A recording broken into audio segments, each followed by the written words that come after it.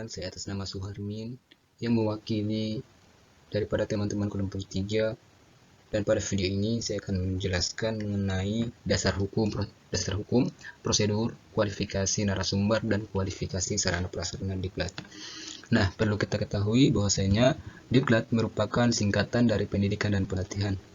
Nah, diklat juga sering diartikan sebagai serangkaian proses untuk meningkatkan keterampilan dan pengetahuan seseorang demi tercapai tujuan suatu organisasi. Nah, ada dasar-dasar hukum yang dapat dijadikan sebagai rujukan pelaksanaan diklat. Yang pertama, ada undang-undang, artinya peraturan yang ditetapkan oleh badan legislatif. Kemudian yang kedua, ada peraturan pemerintah, yakni peraturan yang dikeluarkan oleh eksekutif untuk mengimplementasikan undang-undang. Yang ketiga, peraturan daerah, aturan yang ditetapkan oleh pemerintah daerah untuk mengatur kepentingan lokal. Yang keempat, praktik hukum, artinya kebiasaan atau praktik yang diterima dalam masyarakat dan dianggap sebagai norma hukum. Dan yang terakhir ada jurisprudensi, yakni putusan pengadilan yang menjadi acuan dalam kasus serupa di masa mendatang. Nah, perlu kita ketahui pada tujuan daripada adanya dasar hukum, diklat adalah untuk menjaga ketertiban, keadilan, dan kepastian dalam masyarakat. Tanpa dasar hukum yang jelas, akan sulit untuk menegakkan hak dan kewajiban serta menyelesaikan sengketa. Hukum diklat diantaranya adalah Peraturan Pemerintah Republik Indonesia Nomor 101 Tahun 2000 tentang pendidikan dan pelatihan pegawai negeri sipil yang menetapkan beberapa hal. Prosedur diklat. Nah, prosedur ini adalah urutan atau langkah-langkah untuk melakukan sesuatu, atau bisa juga diartikan sebagai sebuah prosedur atau acuan untuk melakukan sebuah perbuatan. Nah, dalam pelaksanaan diklat ada beberapa yang menjadi langkah-langkah yang mesti diperhatikan dalam pelaksanaan diklat. Yang pertama, perencanaan. Nah, perencanaan dalam hal ini adalah sebelum melaksanakan diklat perlu kita menganalisis kebutuhan diklat. Nah, kebutuhan diklat artinya mengidentifikasi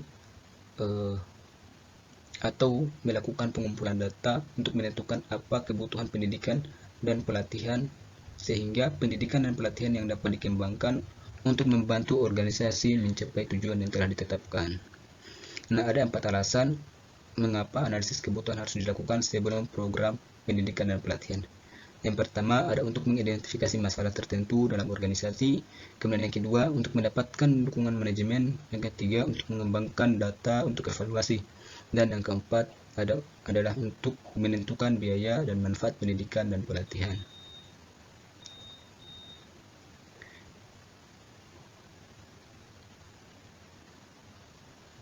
Kemudian yang kedua ada kurikulum diklat. Kurikulum diklat sering diartikan sebagai acuan untuk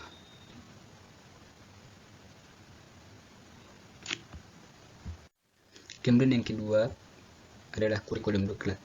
Jenis kurikulum diklat tergantung maksud dan tujuan diklat. Tujuan pelatihan dapat digunakan untuk membekali karyawan baru, penguasaan teknologi baru, dan mengatasi permasalahan di lapangan. Penyusunan kurikulum diklat sangat tergantung dari pendekatan yang akan digunakan dalam diklat. Nah, kurikulum diklat sering diartikan sebagai rencana pembelajaran terstruktur yang dirancang untuk mencapai tujuan pengembangan kompetensi peserta diklat. Nah, ada beberapa elemen yang menjadi fokus perhatian dalam pembuatan diklat. Yang pertama, tujuan pembelajaran. Kemudian yang kedua, bahan ajar atau materi yang akan diajarkan. Yang ketiga, ada metode pengajaran. Yang keempat, ada penilaian. Dan yang kelima, ada jadwal.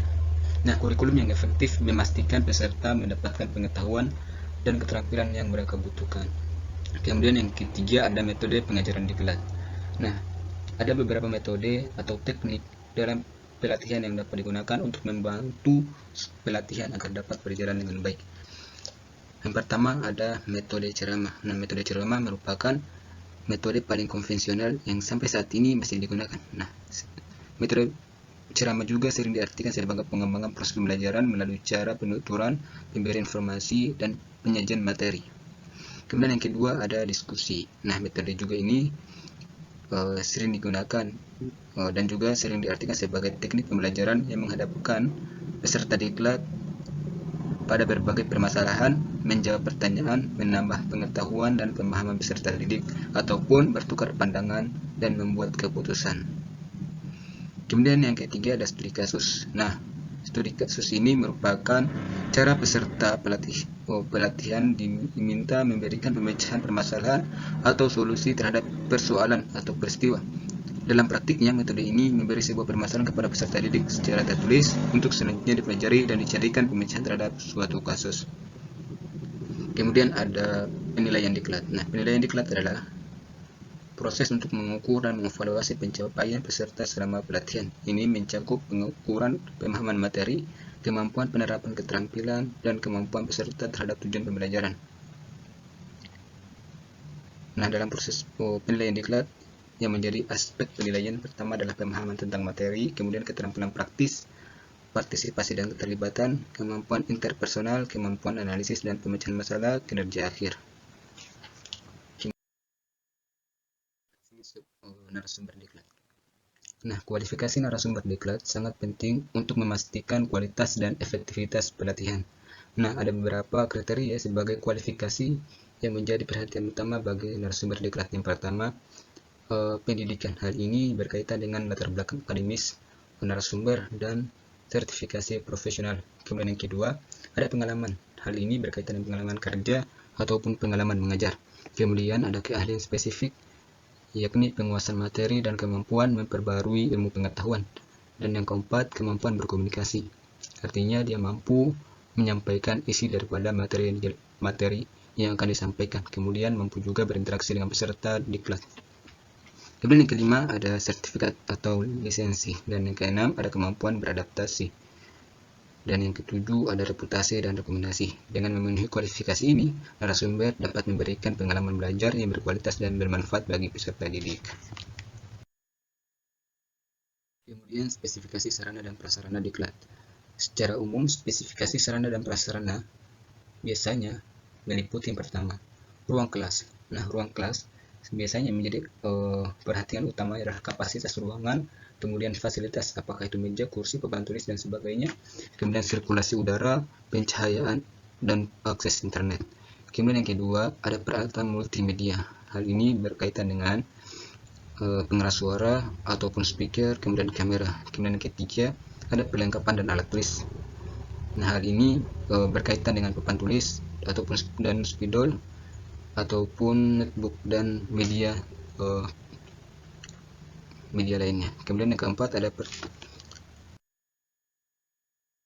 atau referensi buku. Nah, hal ini berkaitan dengan koleksi dan jurnal terkait materi diklat dan e-book atau akses jurnal online. Kemudian fasilitas pendukung, baik itu kantin atau ruang makan sebagai tempat istirahat peserta diklat. Kemudian fasilitas akomodasi. Nah, fasilitas akomodasi ini bisa berkaitan dengan asrama atau penginapan. Namun ini diperlukan jika diklat memang membutuhkan waktu berhari-hari. Kemudian ada fasilitas kesehatan dan aksesibilitas.